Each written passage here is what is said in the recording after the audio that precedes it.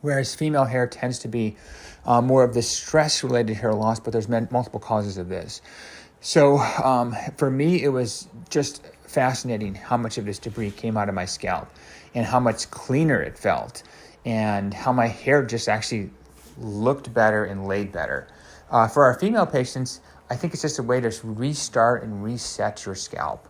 Again, a lot of these chemicals and debris and toxins and all these things that kind of lay into our hair, even if we're laying in a yoga mat, all of that stuff just kind of sits in there. And again, even just by cleaning out the scalp makes such a big difference in how clean things feel. This is something I think that, again, there's not scientific evidence that you're going to get improved hair growth or hair results, but the overwhelming consensus from our patients who do this is something they're going to keep doing, and they tend to keep doing this. They tend to do this about every 3 months or so.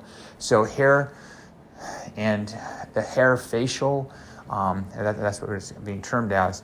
I think it's something that's worth trying and see how your hair responds and feels to it. It seems to be, for me, actually, I think I like it even more than a regular facial.